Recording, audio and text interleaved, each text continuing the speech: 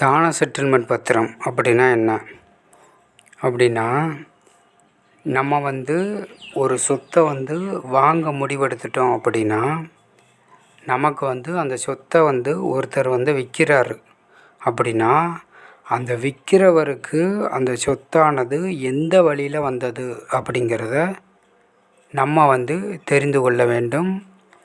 இந்த மாதிரி ஒருத்தர் அவரோட சொத்தை விற்கிறார் அப்படின்னா, அதுக்கு ஆதாரமாக அவர் தான செட்டில்மெண்ட் பத்திரம், உயில் கிரய பத்திரம், இந்த மாதிரி பல ஆவணங்களை நம்மக்கிட்ட அவர் காட்டப்படலாம். இந்த மாதிரி காட்டப்படுற ஆவணங்களோட அடிப்படைத்தன்மை என்ன, அதற்கான சட்ட அங்கீகாரம் என்ன அப்படிங்கிற விவரங்களை நம்ம தெரிந்து கொள்ள வேண்டும். இதில் தான செட்டில்மெண்ட் பத்திரம் ரொம்ப முக்கியத்துவம் பெறுகிறது. இது என்ன அப்படின்னா, ஒருத்தர் தன்னோட சொத்தை கொடையாக கொடையாக இன்னொருத்தருக்கு கொடுத்ததற்கான சான்று தான் இந்த தான செட்டில்மெண்ட் பத்திரம் அப்படின்னு சொல்லப்படுது. இதை பொறுத்த வரைக்கும் அந்த சொத்து யாருக்கு தானமாக வழங்கப்பட்டுள்ளதோ அவர் அந்த சொத்தை தன்னோட வாழ்நாள் முழுவதும் அனுபவிக்கலாம் அப்படின்னு அந்த தான செட்டில்மெண்ட் பத்திரத்தில் குறிப்பிட்டிருந்துச்சு அப்படின்னா, அவர் வாழ்நாள் முழுவதும் அனுபவிக்கலாம். ஆனால் அந்த சொத்தை அவர் விற்க முடியாது. அதே போல் அந்த தான செட்டில்மெண்ட் பத்திரத்தில் அந்த தானம் கொடுக்கிறவர்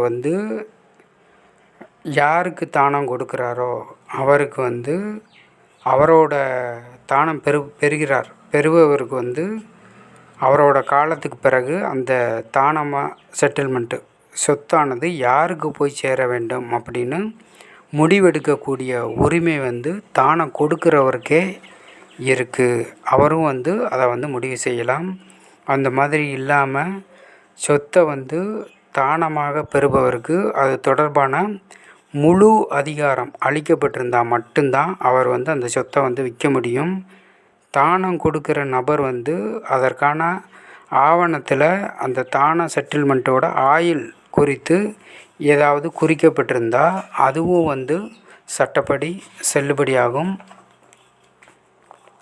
அதே போல் ஒரு சொத்தை நம்ம வாங்கும்போது அதை விற்கிறவருக்கு தானப்பத்திரம் மூலம் கிடைச்சது அப்படின்னு தெரிஞ்சது அப்படின்னா, அது தொடர்பான ஆவணங்களை வாங்கி அதில் குறிப்பிட்டிருக்கிற கண்டிஷன்ஸு அதை நம்ம கவனிக்க வேண்டும். அப்போ தான் விற்கிறவருக்கு அதில் விற்கிறதுக்கு என்ன உரிமை அப்படிங்கிறது நமக்கு தெளிவாகும். அதே போல் ஒரு நிலமோ வீட்டு மனையோ நம்ம வாங்குறதா இருந்தது அப்படின்னா, தாய் பத்திரத்தை வாங்கி பார்க்க வேண்டும்.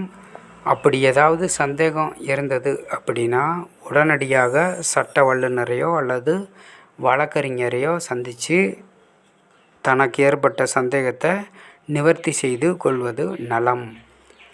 அதே போல்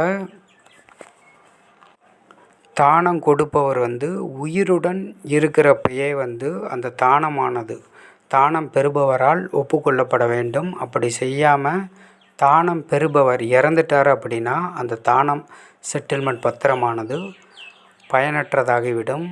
அதே போல் வாழ்நாள் முழுவதும் அனுபவிக்கும் உரிமை ஒருத்தருக்கு அந்த தான செட்டில்மெண்ட் பத்திரத்தினால் இருந்தால் அவர் அனுபவிக்கத்தான் முடியும். அந்த சொத்தை விற்கிற உரிமை அவருக்கு கிடையாது.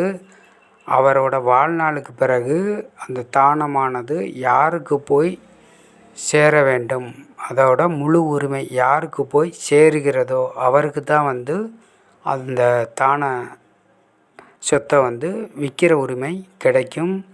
அதே போல் செட்டில்மெண்ட் எழுதி வைக்கிற நபர் செட்டில்மெண்ட் ஆவணத்தை ரத்து செய்யும் உரிமையை தக்க வச்சிருக்கிறாரா அப்படிங்கிறதையும் பரிசீலிக்க வேண்டும்.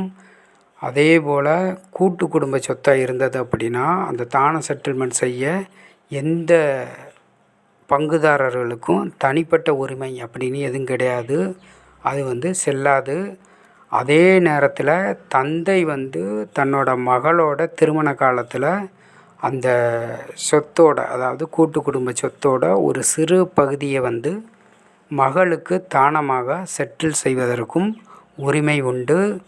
அதேபோல் தனியார்களால் அரசுக்கு இனாமாக ஆரம்ப பள்ளி, அதேபோல் விவசாய பண்ணை இவைகள் ஏற்படுத்துறதுக்கு எழுதி கொடுக்கப்பட்ட தான பத்திரங்களுக்கு பதிவு கட்டணம் எதுவும் வசூலிக்க வேண்டியது கிடையாது. அதேபோல் அரசு அல்லது உள்ளாட்சி நிறுவனங்களுக்கு எழுதி கொடுக்கப்பட்ட அந்த நிலம் சம்பந்தமான தானம், அதேபோல் ஏற்பாட்டு ஆவணங்களுக்கு பதிவு கட்டணம் ஏதும் வசூலிக்க வேண்டிய தேவையும் இல்லை.